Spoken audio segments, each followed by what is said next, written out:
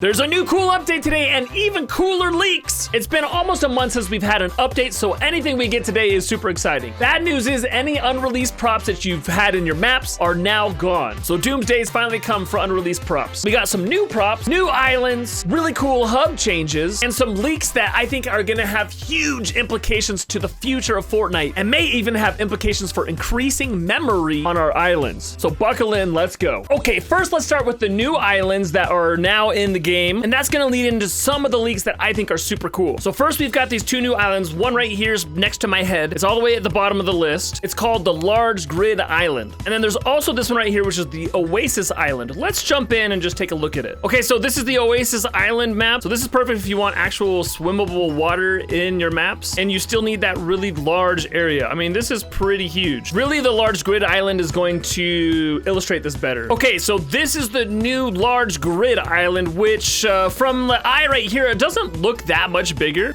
You know, increasing this by 25%, it doesn't seem that much. But when you look at the big grid island right here versus the old one, it's actually quite a bit bigger. So here's the new one, here's the old one, new one, and back to the old one. So you may be thinking this isn't that big a deal, Mustard, and maybe it's not that big of a deal at this exact moment, but two leaks have come out that I think are very significant with this island change. So when I'm looking at the leaks, I come to Fortnite Creative News and Leaks right here on Twitter. Big shout out to them for posting all of this stuff. But it's been leaked that they're beta testing max players of 50. Now, this isn't that new. We've seen 50 player lobbies before, but they're beta testing this for everyone to have access to, which opens up a lot of possibility for big maps like Battle Royale type maps, or big survival maps like the one that Team Power just did, where it's like an open server that you can come in and out of. Like, this really opens up a lot of possibilities if this becomes live. And while this is cool, the next leak is even cooler. So right here, this is what I'm talking about. It's been leaked that they are beta testing a Thermometer XL grid island. What the heck does that mean, right? Some people think that it means that we're gonna have something like 100 million memory. I don't think that's what this means. And Fortnite Creative News and Leaks agrees with me on this one, but I think this means a more dynamic use of memory. Let me explain. So we know that we only have 100,000 memory, and the biggest reason for that is so that the game will always run smoothly on whatever device, whether it's PC, console, or mobile devices. If it ever gets above 100,000 memories, we're gonna start running into a lot of lag and that kind of thing. We don't ever want to see that on Fortnite ever. So the way the Battle Royale map works is when you're in an area, only certain things will render in on your game, probably somewhere around 100,000 memory. But as you move around, that memory is gonna change. So you're always gonna have some circle around your player. And the goal is to keep it to where it never exceeds 100,000 memory where your player is. So if you're in a big city, obviously the memory is gonna be more there because there's more props, there's more terrain, that kind of thing. So you're gonna have to make sure that it stays 100,000 memory while you're in that city, but then as you roll out of it, that memory is gonna drop as more buildings drop out of the render distance. So basically on this map, you could have 250,000 memory or even 1,000,000, but then you just have to manage wherever your player is that it never exceeds that 100,000 memory. So it's a thermometer that's always gauging what the memory level is at wherever your player is. So that would be really cool, because then basically they could give us any size map they can give us. And then as long as we're really smart about prop placement and city placement and that kind of thing, then we could have endless adventures, endless Battle Royale maps, survival maps, whatever it is. So that is very exciting news to me. Okay, here's something else that's pretty cool. Epic is now gonna start doing Creative Hub Localization. Basically, it means they're going to update each featured map depending on what language you have your game set to. There are currently 13 languages available in Fortnite, and they'll go into each of these maps, and if it's an English map, they'll change it to French, Japanese, or whatever language they have available. So now they do have some rules if you're submitting a map, so make sure you really pay attention to this if you have a support creator code and are submitting maps to be featured. Okay, that's it. Now let's get into the new galleries. So if you look up agency, you're gonna see two new galleries. So I'm gonna place these down real quick. So here they are thrown out, and basically what these galleries are is the lighter version of the galleries that we already had for the agency. So basically they're the actual agency galleries versus the authority galleries. Now, what's the difference between these two? At first, I was like, they're exactly the same, and the actual pieces are exactly the same, but the walls are a little different. So really, this is the difference here. You can see here is the gallery A, and here's gallery B. It's just a different brick style, and you can use whatever you want. I actually really like both for different purposes. And you can see how much darker the authority is. Man, that is so much darker. It's crazy. So now we don't need to go into exactly what these pieces are because we've all seen this before. before. That doesn't mean we can't build something out of it. Actually, someone commented on one of my videos the other day with a great idea. They suggested I make one of the air temples from The Last Airbender. I thought that was a great idea, so we're gonna make the North Air Temple. Okay, for this build, I started by building a bigger tower, and the tower is very simple to build, but I kind of struggled with the top. This would be super easy with the princess galleries, but I don't have access to that for this build. So I got a triangle metal piece and expanded it so it was as wide as it could go, and then I did the circle trick on it to make it look like a roof piece. I didn't love this roof piece, so I rebuilt it so that it had some trusses coming down on the sides, and it just made it look like a little bit more interesting. Now, these roof pieces aren't perfect, but it was fine. I also built a smaller tower so that it would add a little bit more variety to the castle. Then it was time to build the actual castle together. I used my one terrain piece to build out the mountains underneath it, and then I just started dropping in the towers. Assembling the castle actually only took about 15 minutes once I had my templates all done. And then I cheated once more and I threw in a few clouds just for effect, and it was necessary because it turned out pretty cool. So a cool update, but I'm even more excited about what's coming in the future, and I hope you are too.